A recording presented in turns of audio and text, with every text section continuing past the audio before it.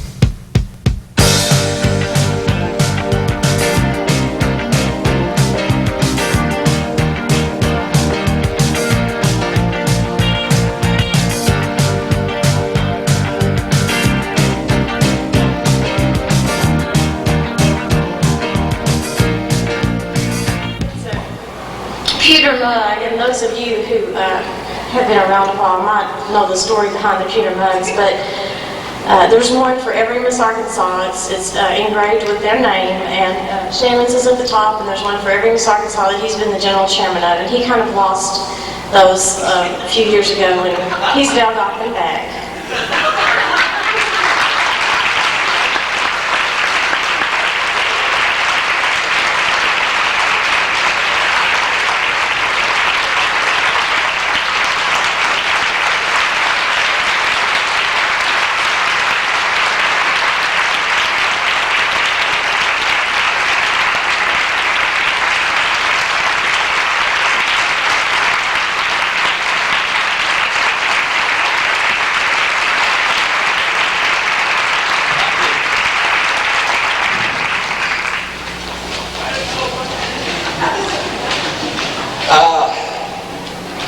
Thank God for the ability to cry when you're happy.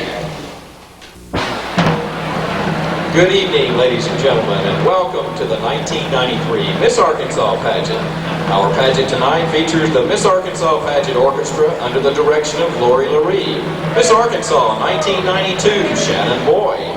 Our Miss Arkansas Pageant Court of Honor, Leslie Brandstein, Miss White River 1992. Leslie Cook, Miss Jonesboro 1992. Jennifer Lewis, Miss UCA 1992. Plus Joe Terry, Mitch Griffin, and Greg Frizzell. And starring the 48 most talented young ladies in the state of Arkansas. There's a parade in town. I hear crowds. I hear yells. There's a parade in town. I hear drums in the air. I see clowns in the square. I see marchers marching, tossing hats at the sky.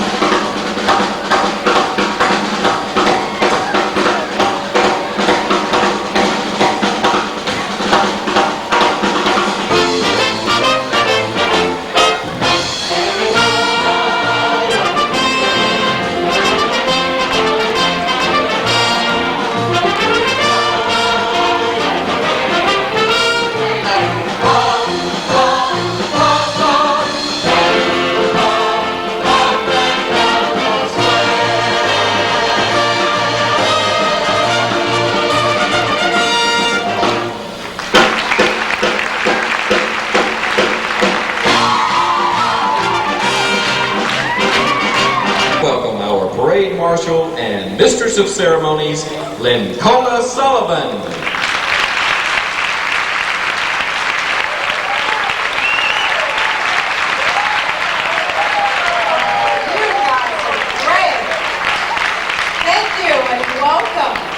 And now, please greet your reigning Miss Arkansas 1992, Shannon Lloyd.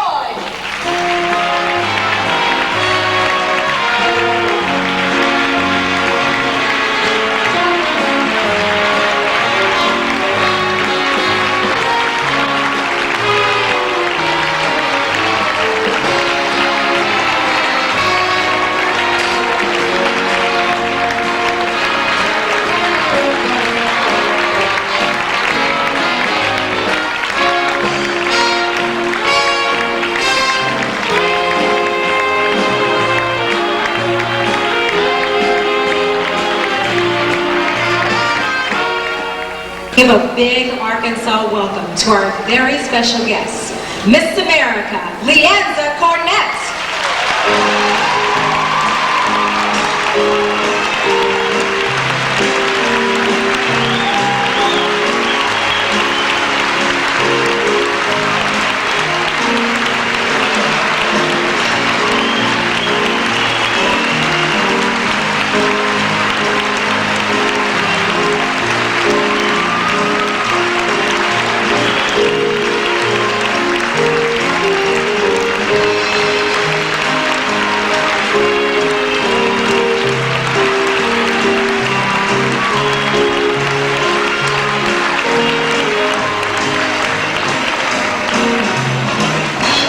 And now, please greet our reigning local queens as we welcome our parade of contestants. I am Stephanie Sellers, Miss Arkansas River. I'm Miss Arkansas State University, Sandy McLean. I'm Miss Arkansas State University of Phoebe, Amber Escola. I am Tiffany Brown, Miss Arkansas Tech University. I'm Kevin Hill, Miss Arkansas Valley. Hi, Miss Jackson County, Amy Bates. Hi, I'm Amanda Reynolds, Miss Batesville. Hello, I'm Michelle Pym, Miss Camden. I am Miss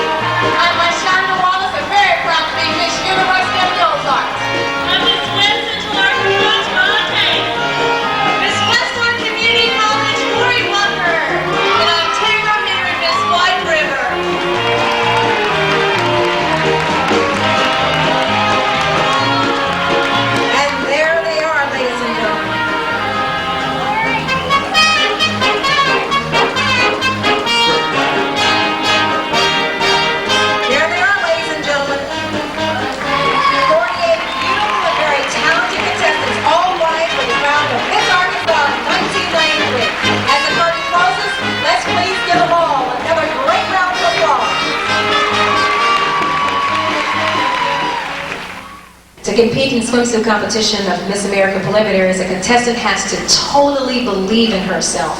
She has to become the very best. She may even have to become a brass band.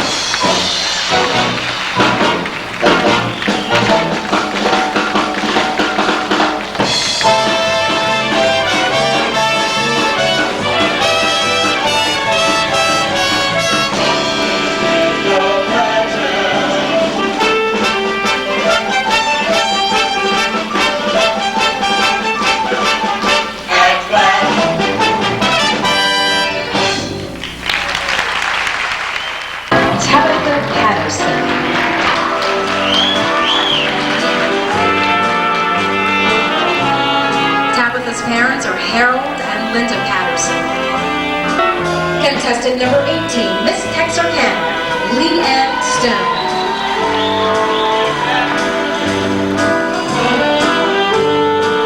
Leanne is the daughter of Mr. and Mrs. Tommy Potts and Mr. and Mrs. Rex Stone Jr. Contestant number 19, Miss University of Arkansas at Little Rock, Alicia Sullivan. Barbara and Matt Angel are Alicia's parents. Contestant number 20, Miss Arkansas State University, Sandy McLean.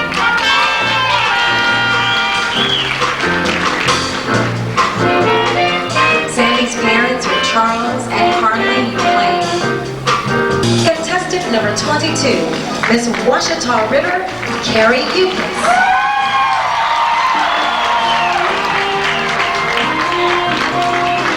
Carrie is the daughter of John and Robin. Contestant number 23, Miss Lake Darnell, Lori Nash.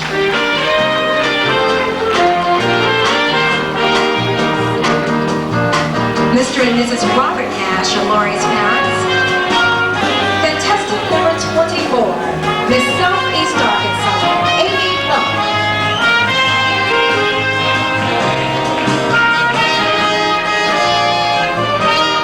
Is the daughter of Larry and Rosemary Horn. Contestant number 25, Miss University of the Ozarks, Mashunda Wallace. Mashunda is the daughter of Nadine Townsend. Contestant number 26, Miss White River, Tamara Henry.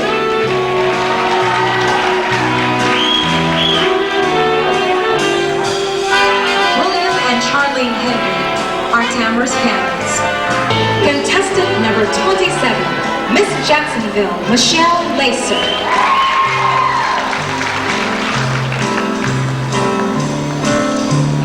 Ching Wong and Bill Lacer are Michelle's parents. Contestant number 28, Miss Ozark Gateway, Natalie Smith.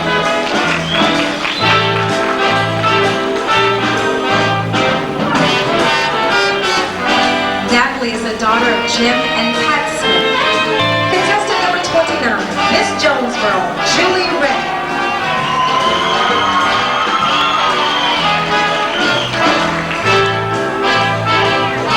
Julie's parents are Ted and Vicki Ray. Contestant number 31, Miss South Central Arkansas, Leanne Wilson.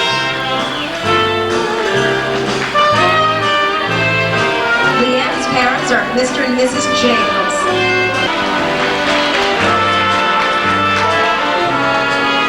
Lena is the daughter of Mr. and Mrs. Orlando Womack. She's a senior this year at Henderson State University. Miss Johnson County, Jennifer Page Glenn.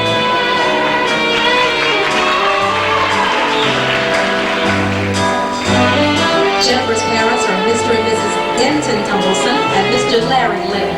Contestant number 36, Miss North Pulaski County, Autumn Jones.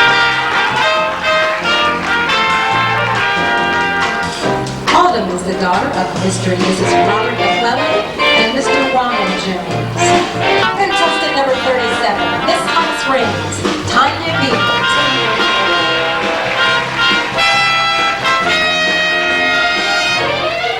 Tanya is the daughter of Winston and Kathy Beavers. Contestant number 38, Miss Perigold, Ashley Kluge. Ashley is the daughter of Bob and Gail Kluge. Contestant number 39, Miss West Central Arkansas, Twyla Pace.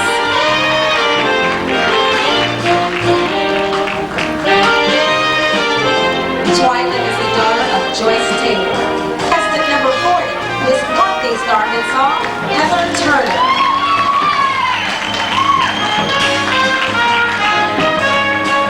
Rex and Susan Turner are her parents. Contestant number 41, Miss Arkansas River, Stephanie Sellers.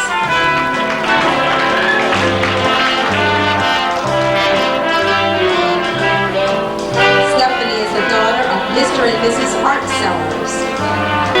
Contestant number 42, Miss East Central Arkansas, April Hogue.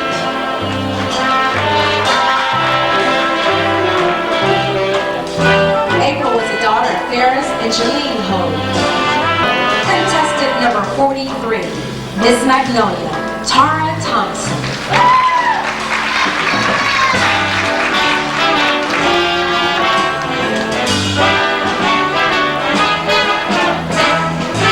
James and Wanda Thompson are Tara's parents. Contestant number 45, Miss Westar Community College, Lori Walker.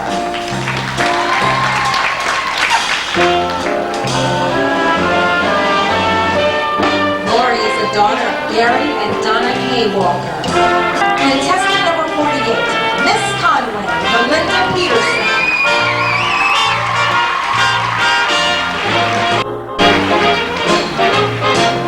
Melinda is the daughter of John and Linda Peterson. Contestant number 1, Miss University of Central Arkansas, Melanie McGarrett.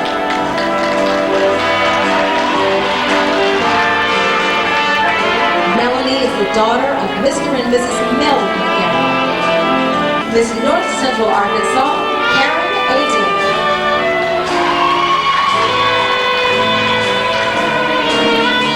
Karen's parents are Jane and Charles Adair. Contestant number 3, Miss Dogwood, Lisa West.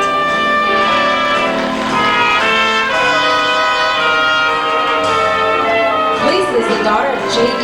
and Sue West. Contestant number 4, Miss Ashley County, Amy Michelle Bates.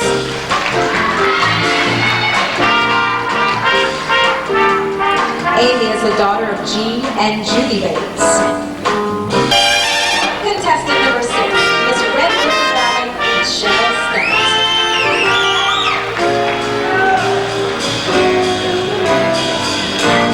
Michelle is the daughter of Mike and Carol Stout. Contestant number 7, Miss Camden, Michelle Carroll.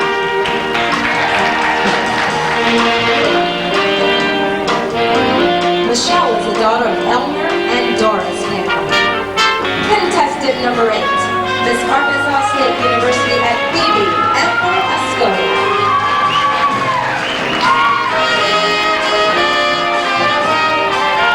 Amber's parents are Glenn and Ivana Ascoli. Contestant number 9, Miss Southern Arkansas University, Heidi Byers.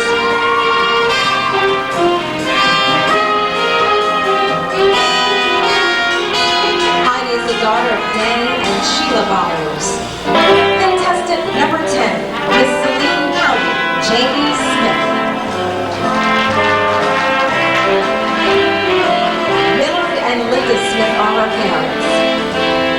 Contestant number 11, Miss Mid-Central Arkansas, Jennifer Barker. Jennifer is the daughter of Mark and Linda Setzler and Bob and Gail Barker. Contestant number 12, Miss Pine Bluff, Ginger Axon.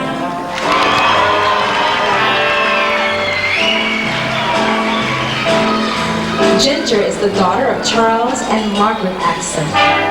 Contestant number 13,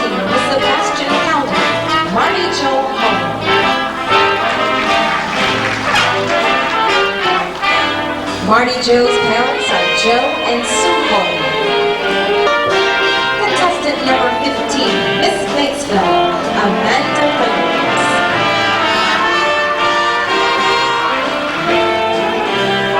Jill Dunn and Kathleen Reynolds are her parents.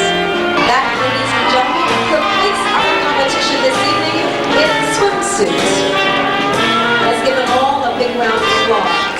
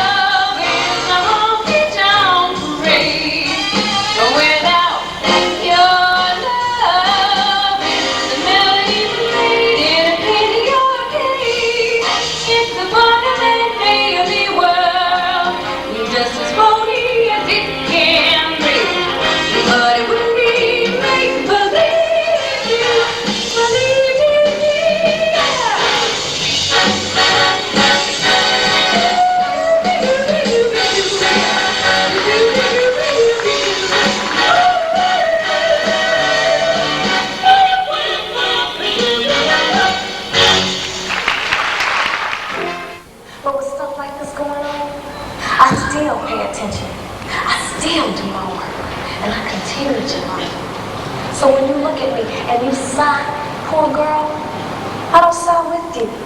When you walk by me and say, I'm glad I'm not in her situation, I don't kneel down and begin to cry. Why? Because this position does not help me. So I ask you not to pity me or feel sorry for me because I'm doing fine. Don't let the sight of me break your heart because it is not broken mine. Because I have hope, I have faith, and I know I will not live like this forever.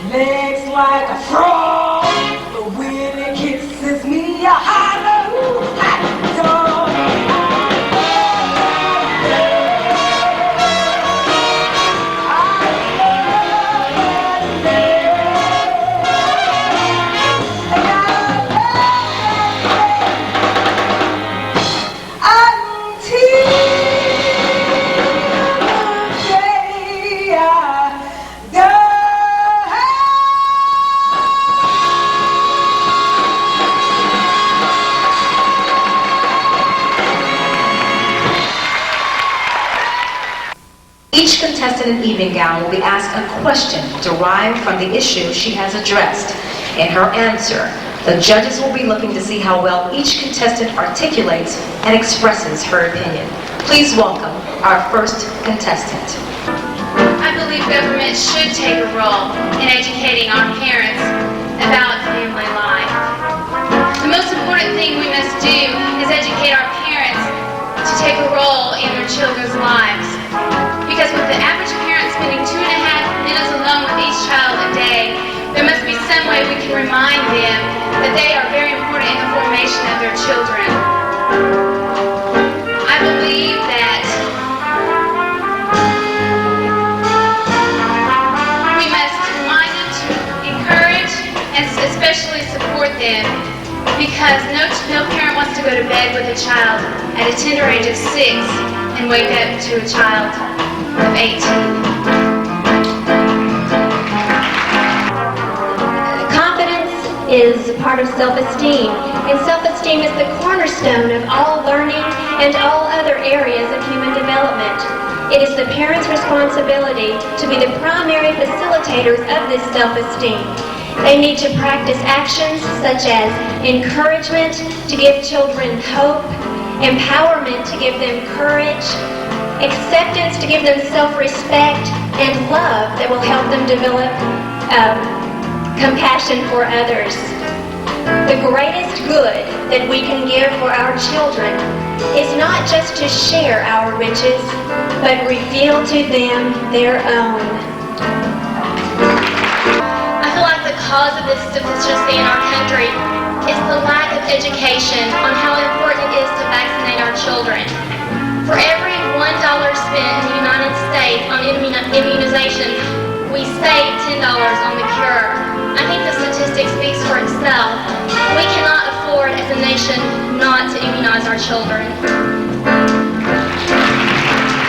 I believe that it has discouraged the teaching of right and wrong in schools, because many of the children don't get what they need at their parents. They don't teach them moral values, and they don't teach them how to follow God. I believe we as ministers need to get into the school and let the children know that nothing is impossible without God. I believe that we need to encourage organ donation, because right now in America over 30,000 people are on a waiting list, and every 30 seconds new names are added to that list. If we encourage and educate the public on organ awareness and organ donation, we can give someone a second chance for life. During the Bush administration, he took out $5 million out of our AIDS funding. During the campaign of President Clinton, he said he would put $5 million plus back into funding of AIDS. President Clinton is an education president, and I feel that through him that we can win this battle over this deadly disease that is claiming so many precious lives. Thank you. We can attribute this failure to the kids not wanting to read and not enjoying reading. If we can start early in implementing the enjoyment of reading,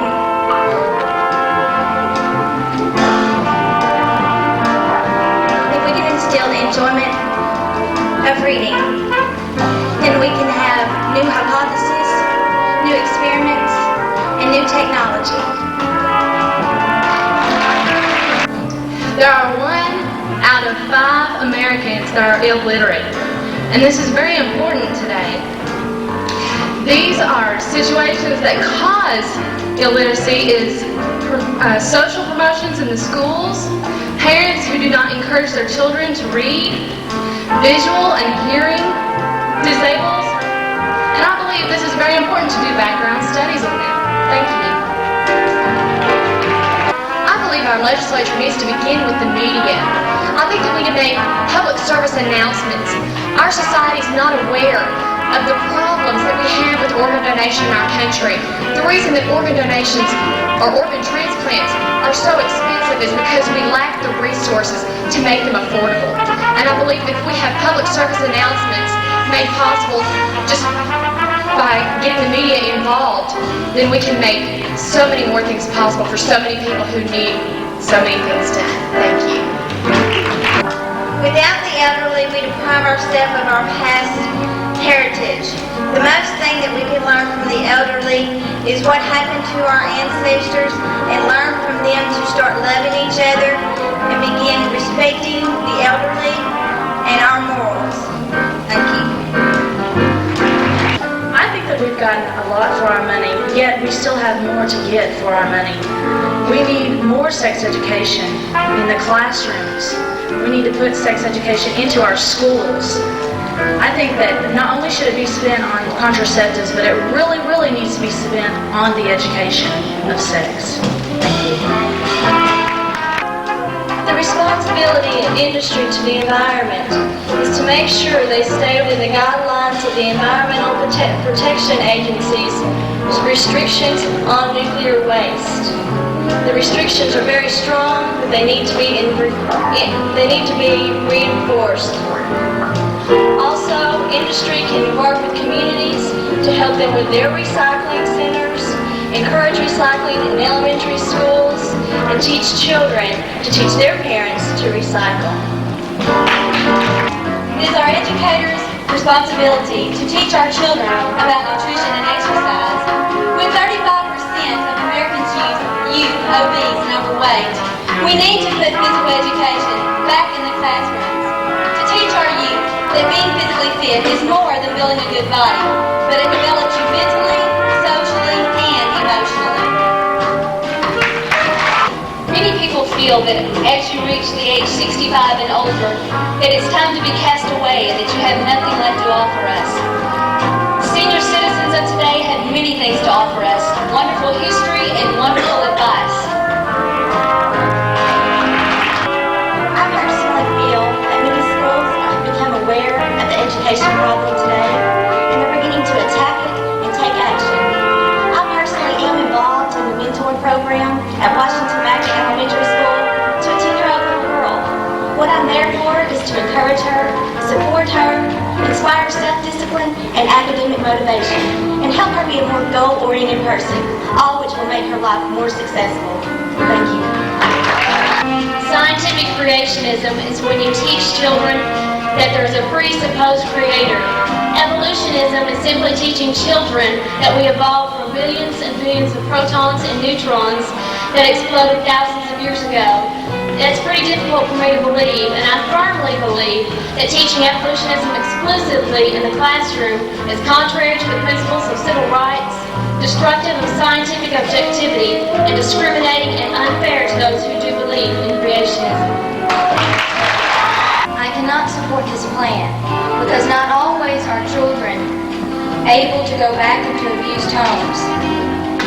You see, in 1990 alone, 16,000 children were abused, and that's 8 times more than that reported in 1976. Society must do something to prevent child abuse and to keep it from occurring, because the abused children of today are tomorrow's abusive parents. I think the one thing that should be done is we need to realize that we do have a problem within the foster care systems. We need to face this head on. This is an issue that has been placed on the back burner, and we need to realize that we can help these children. By setting up programs that would counsel foster parents, I think that is the key thing. We need to counsel them, and they should have a good understanding of what a child goes through emotionally and mentally. Because a child goes through so much, they look to their parents for support, and children are the key to our future. Yes, I do believe that current programs for finding missing children are effective. Ms. Jane White set up a program in 1988 called the Missing Children Report that set up a free booklet passed out to schools, local hospitals, and police stations of photos of missing children. If everyone would take the time to look at these photos and watch television programs, maybe someone could help find a missing child.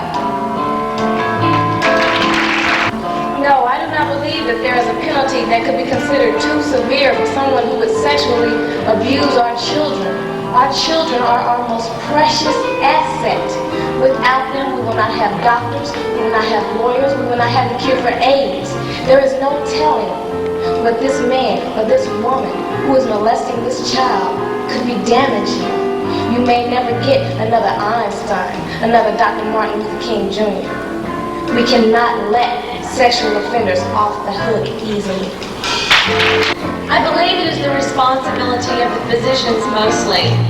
It has been said that health is our nation's greatest wealth, but least valued until it is threatened. As a physician, my message to people would be to value that wealth before the threat comes. We must encourage individuals to take charge of their health and to create balance in their lives through whole person wellness, which involves having the health of the mind, the body, and the spirit as ways to wellness. I believe in order to strengthen the family unit, we must put a value on the family. We must realize that the family is essential in providing support in times of need and in providing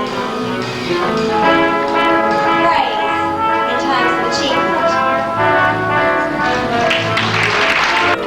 I believe that the reason that sex education is not working is because that it is not encouraged by the parents to be part of the school program.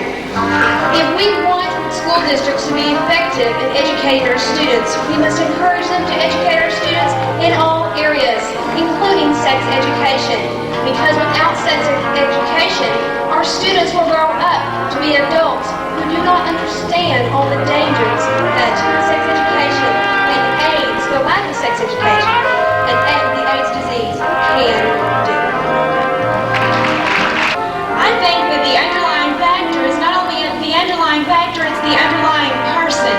Arkansas's former Governor Bill Clinton implemented the Governor's Council for Literacy in 1988, and that brought the literacy rate in Arkansas up 38%.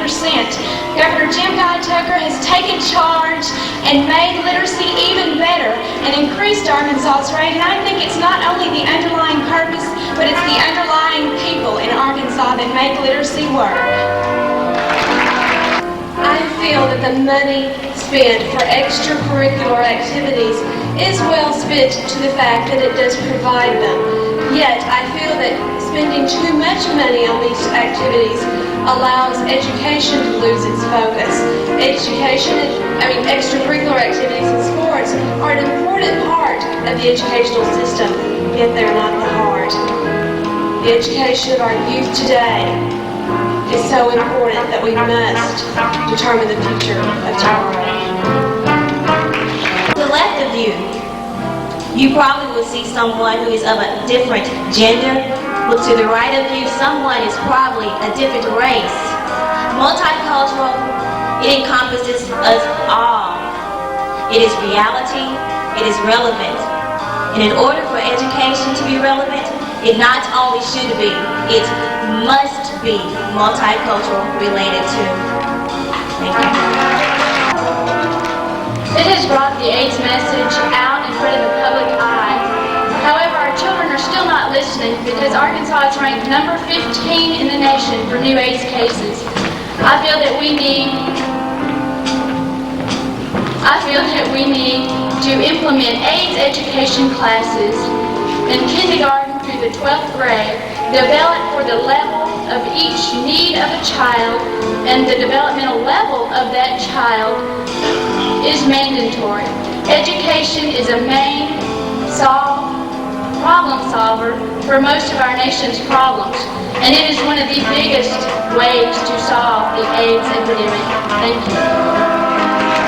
3 years ago, this was a problem that I never could have discussed, but having recovered from anorexia, I know I have a message and an understanding that I can deliver to young people. We need to implement more programs and support groups in our schools and hospitals to make them realize how severe this disorder really can be. Through the use of my understanding, I've been able to do this for young people and make them realize and instill self-esteem in them to make them realize that they're loved for who they are and not what they look like. I think one of the best things that can be done to make higher education possible for every individual is to fund their education through community service. President Clinton currently has a loan program that would allow students to work for the community after they graduate in some area of the field of their major.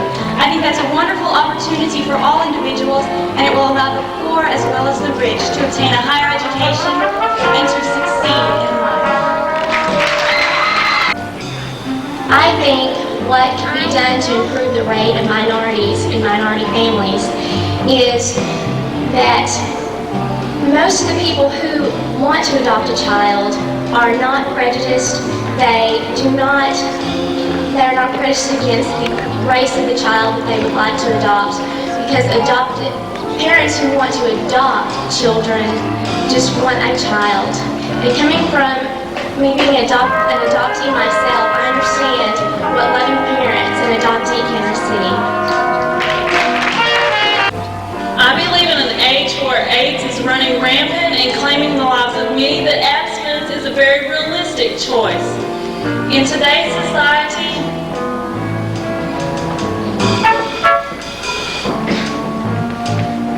a person's choice to become sexually involved could become his or her fight for their lives. I think that people don't realize how important the arts are in allowing children to express themselves creatively.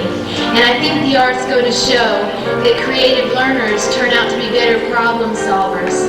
As Miss Arkansas, I would like to go into the school systems and help children to celebrate the arts.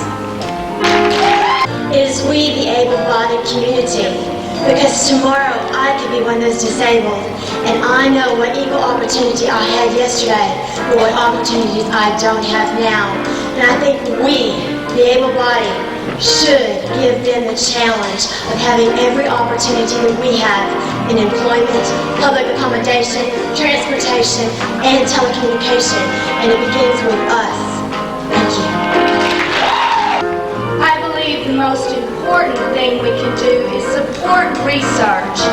Without education, our medical field can't properly diagnose heart disease in women, treat it or prevent it. This is the only way that we can reduce the #1 killer in our nation. It is so important to remember our youth, and that they need to be motivated. The motivation of our youth is just as important as any challenge that we may face. Through dance education, I have learned discipline, teamwork, creativity, self-esteem, courage, and encouragement. And I believe the most important thing that I've learned is the ability to love myself and to love the people around me. What I want to do as Miss Arkansas is to give back to the youth what I've learned through dance education. I believe that this can build healthy, involved youth for tomorrow's future. The responsibility for developing self-esteem lies within each individual. Not only are parents important in developing self-esteem, because self-esteem begins in the home, but the public school officials and educators are very involved in that process. By practicing positive reinforcement and encouraging creativity in our classroom, we can teach today's student to be the successful adult of tomorrow. I believe that increased funding would certainly help. Right now, Arkansas is funded primarily on ad valorem taxes. The larger school districts with large corporations belonging to that school district has such an advantage over the smaller school districts without that income. So I do believe it would help, and I certainly promote rural school consolidation, and I believe that this is certainly a great answer to a large problem of equal education in Arkansas.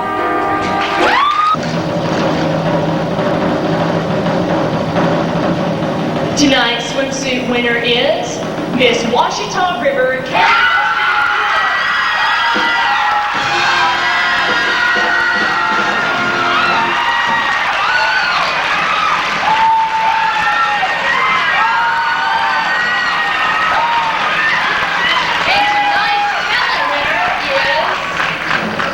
University of Arkansas, Cindy Michelle Grace.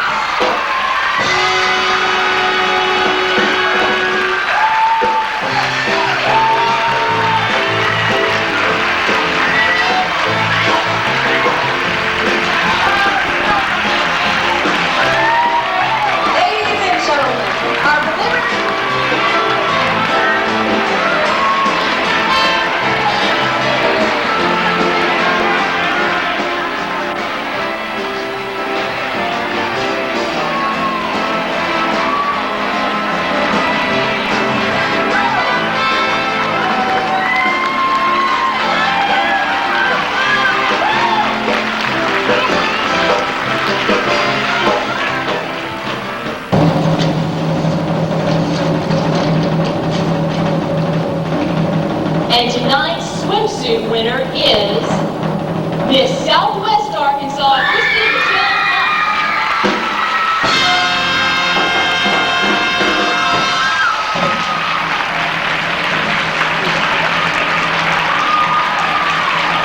And tonight's talent leader is Miss Arkansas Valley, Myra Van.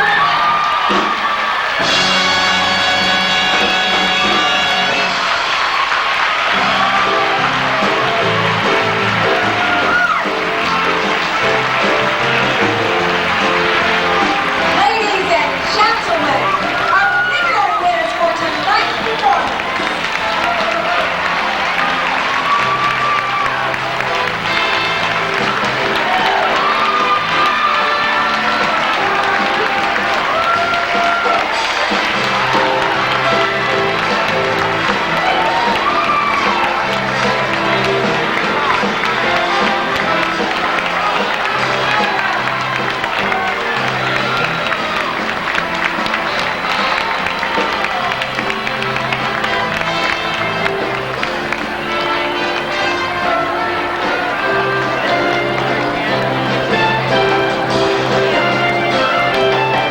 Ladies and gentlemen, that completes our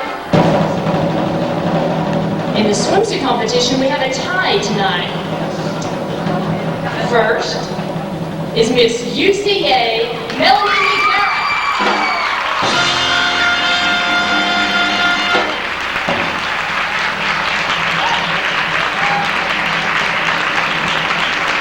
And we also have Miss Diamond Lake, Nicole Beckley.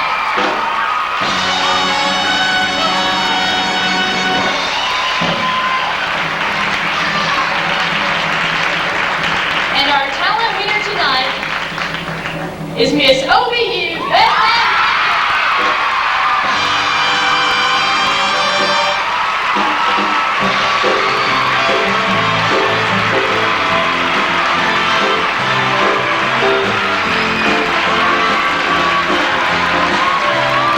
There they are, ladies and gentlemen. Our preliminary winners for tonight's performance.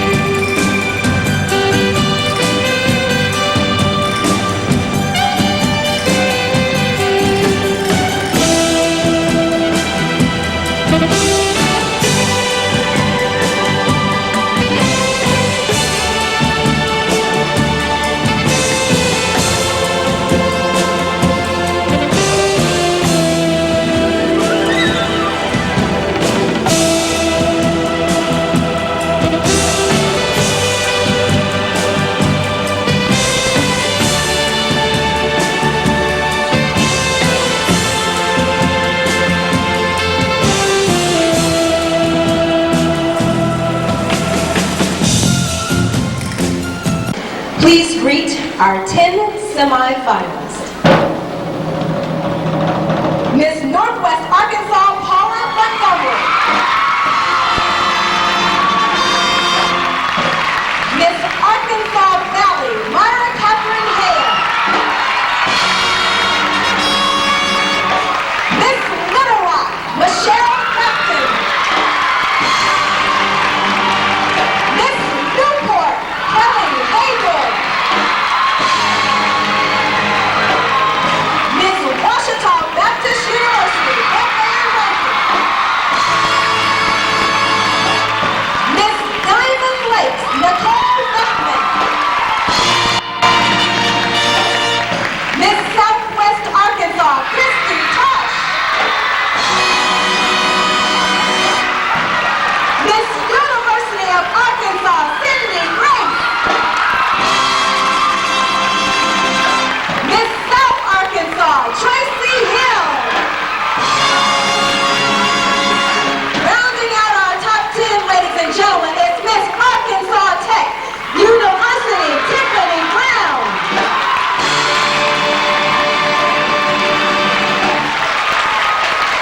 Here are the 10 contestants who are starting in tonight in competition for tonight's crown and title of Miss Arkansas 1993.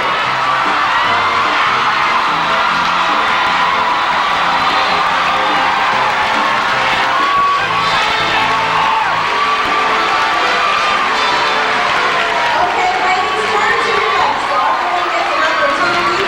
Turn to your left. Your left. To your left.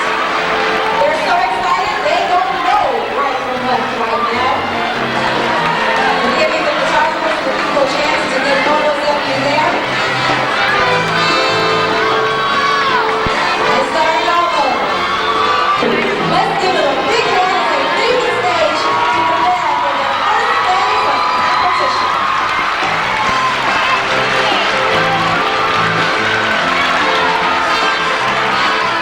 At this time, ladies and contestant number 32, Miss Northwest Arkansas, Paula Montgomery. Paula is the daughter of Paul and Gay Montgomery. Contestant number 14, Miss Arkansas Valley, Myra Catherine Hale.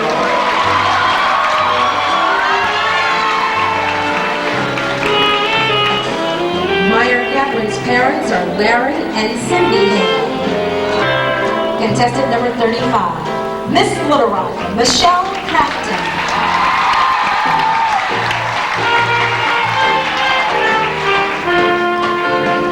Michelle is the daughter of Kenneth and Mary Beth Crafton. Contestant number 21, Miss Newport, Kelly Haywood.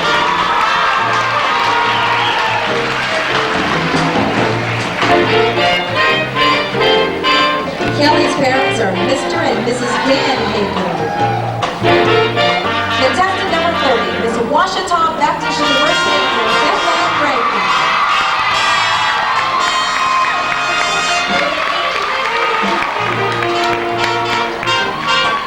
David and Tony Raymond are Bethleham's parents.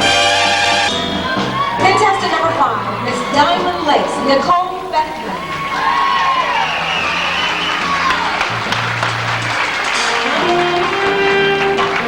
Nicole is the daughter of William and Kathleen Bowen.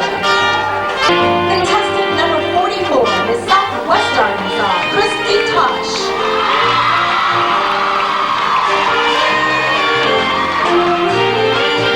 Christy is the daughter of Dwight and Joan Tosh. Contestant number 46, Miss University of Arkansas, Cindy Grace.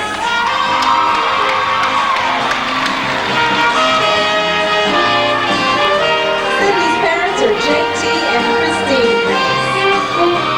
Contestant number 47, Miss South Arkansas, Tracy Hill.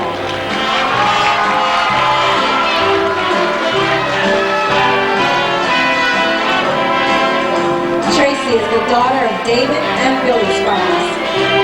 Contestant number 16, Miss Arkansas Tech University, Tiffany Brown.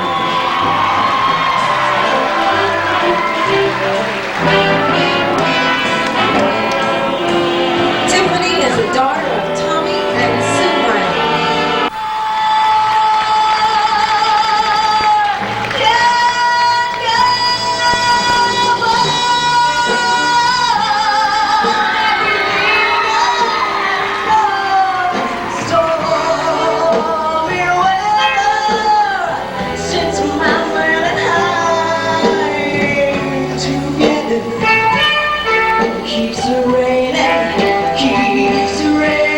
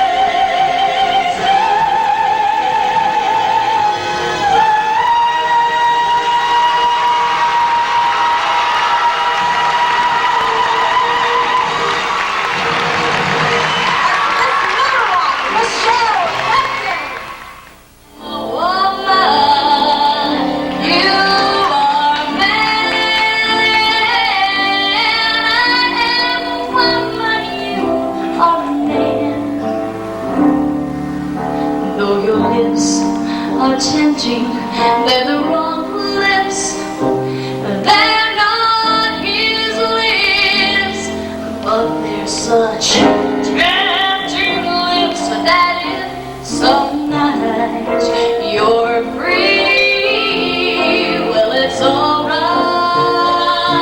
it's alright, it's alright with me, alright. Alright with me.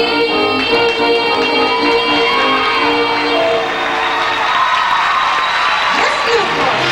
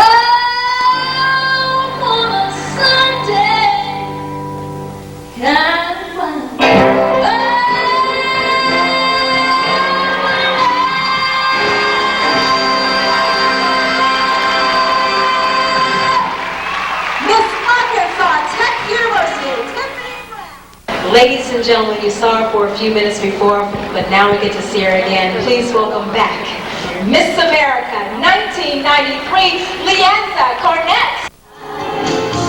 When all the skies are gray, I'm gonna go inside and stay. So I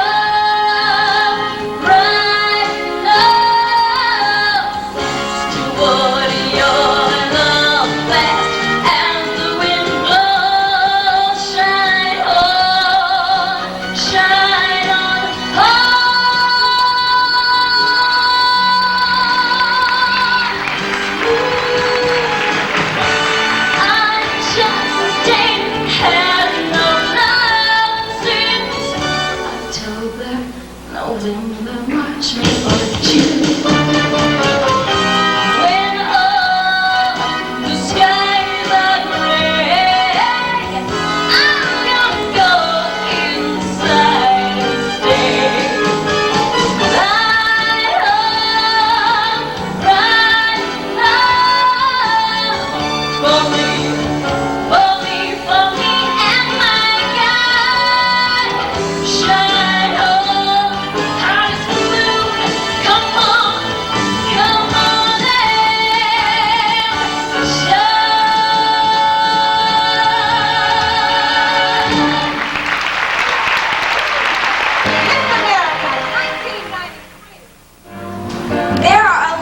The nursing homes in today's society are only required to have one registered nurse on staff. I feel the government should implement a plan to have more RNs on staff, and that way the elderly will get better care in the nursing homes.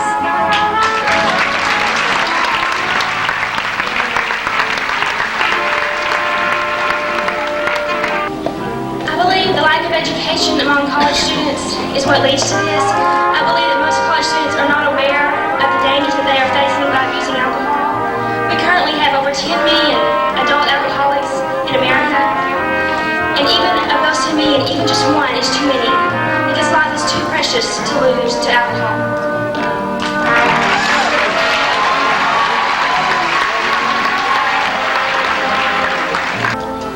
I was fortunate enough to grow up in a home where sex education was taught, as well as abstinence. I feel like if we encourage parents to talk openly with their children about these things, that might calm their fears about sex education in the schools.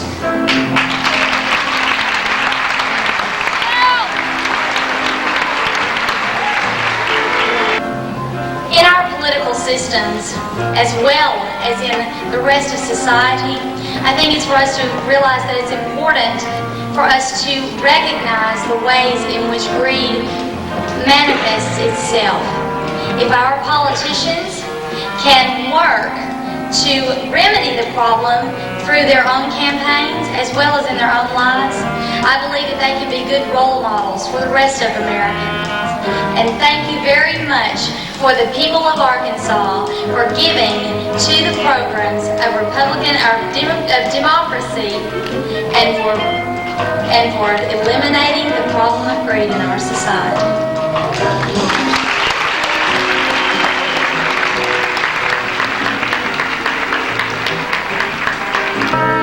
I think that the policies have done a good deal because there has been a lot of emphasis placed on international awareness. From my own experiences with foreign roommates from Japan and the former Soviet Union, they taught me that it is critical to place emphasis on culture, economics, politics, and language. The culture is found in the hearts and souls of the people themselves. The economics helps us to understand why some systems fail and others work as brilliantly as the American free enterprise system that we experience daily. Politics helps us understand the former civil war in the former Yugoslavia and anarchy in Somalia and apartheid in South Africa. And language. It is important for people to understand that you need not be completely fluent in a language in order to be able to communicate effectively. While I was in Ecuador, I was able to incorporate the beautiful language of sign through my music and my local presentations. This showed me that music truly can be the language of the world.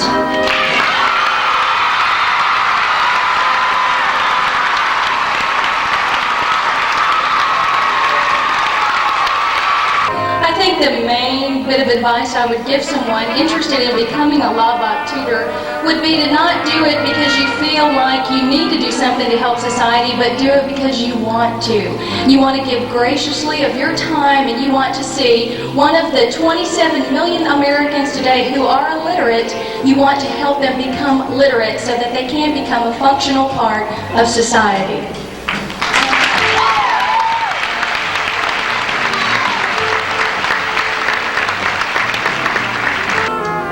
The time of that report, the Arkansas legislature passed a very stringent act against domestic violence. And I call on the federal government to take the lead from Arkansas and take that stand also.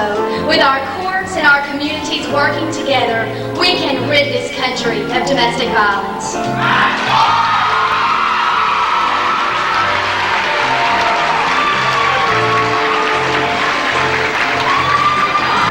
The most important thing to realize about volunteerism is that we have to give of ourselves and the talents and abilities that we have been given. If those people that work within the administration can do that same thing as well and unite their efforts and do things without charging as much money, then the funds raised can go to the heart of the problem and our problems in society can be cured. If we can teach this volunteer effort to our children, then we can create a society that can produce successful and prosperous members.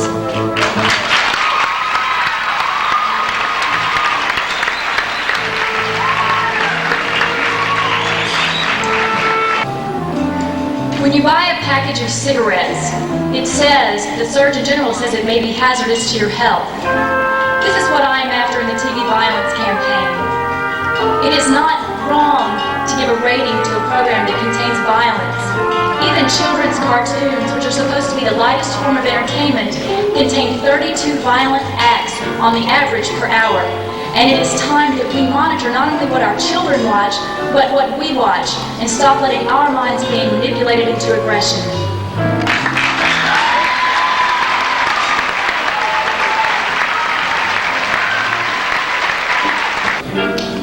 Awareness and education are the two most important and key factors to preventing breast cancer. I would like to implement a program in the public school systems as well as colleges and also in the community to create greater awareness of this disease. This funding would cost nothing. It is strictly voluntary. And if we all work together, we can initiate the battle against breast cancer and start saving lives. My grandmother is sitting in the audience tonight as living proof that this will work.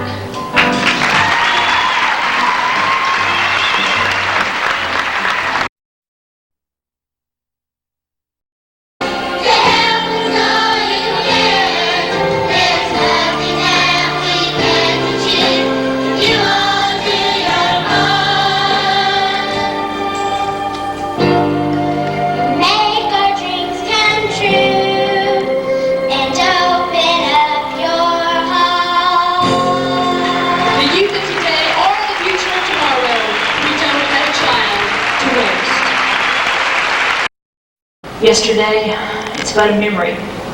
Tomorrow is but a dream. But today, it is the most precious gift of all. That's why it's called the present.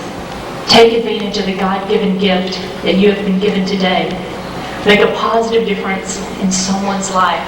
And please don't forget, the youth of today are the future of tomorrow. God bless, farewell, and keep dreaming big.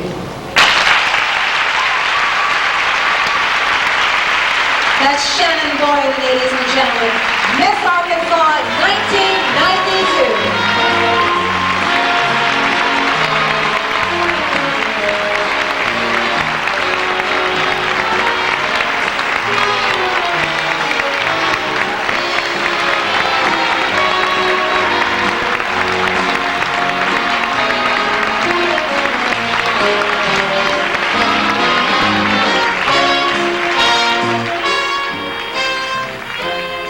Recipient of the second annual Outstanding Interview Award is Nicole Beckman, Miss Diamond Lakes.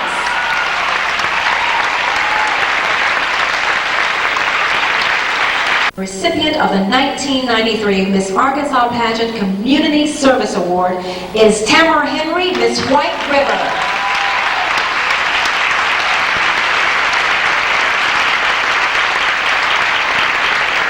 The winner of the Miss Arkansas Pageant Fruit of the Loom Quality of Life Award is Tamara Henry, Miss White River.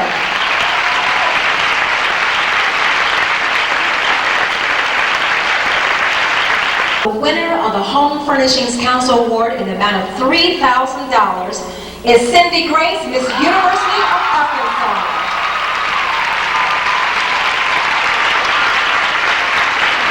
To honor the longtime traveling companion for Miss Arkansas, the High-Barometer Neat as a Pin Award is again presented to the contestant who was just that, neat as a pin.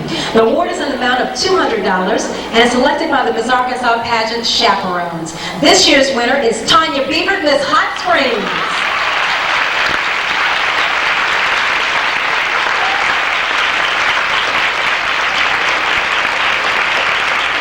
The recipients of the Cosmetic Surgery Center Newcomer Awards are Myra Catherine Hill, Miss Arkansas Valley. Carrie Yukis, Miss Washita River.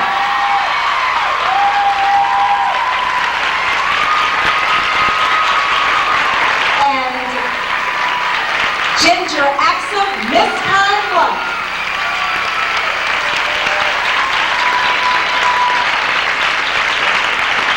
The recipients of the Joel Ruminer 20th Century Club Dance Awards are Tara Thompson, Miss Magnolia.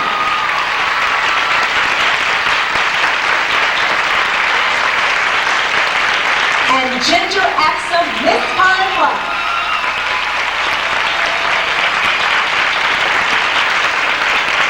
This year's Bob Evans Awards are presented to Melanie Magara, Miss UCA.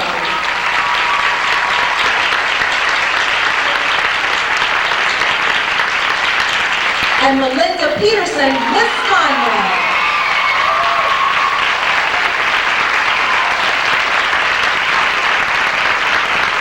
The recipient of the Charlie Jordan Talent Award is Myra Catherine Hill, Miss Arkansas Valley.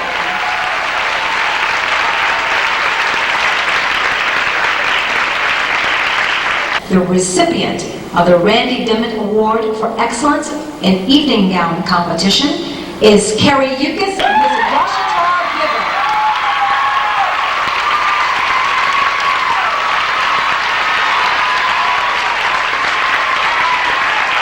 The recipient of the 1993 Shannon Albright Miss Congeniality Award is Beth Ann Rankin, Miss Washita Baptist University.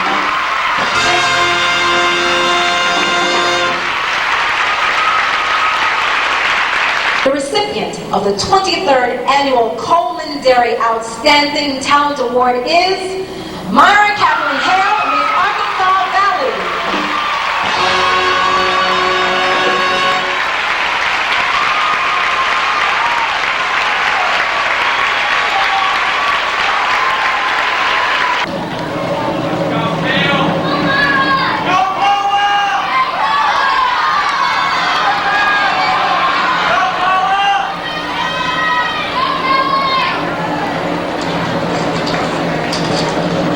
And winner of a $2,000 scholarship is contestant number 21, Kelly Haygood, Miss Newport.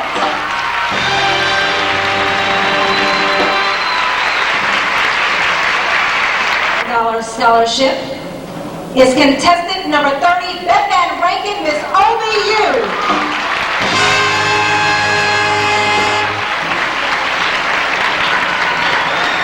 Runner-up and winner of a $4,000 scholarship is contestant number 32, Paula Montgomery, Miss Northwest Arkansas.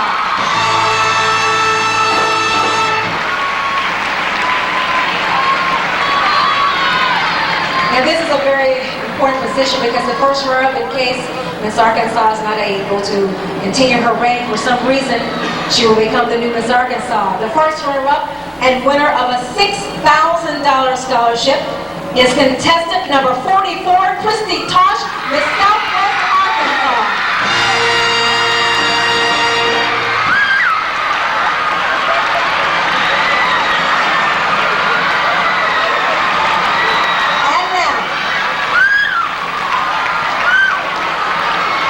And now, ladies and gentlemen, the new Miss Arkansas, winner of a $12,000 scholarship is contestant number 5.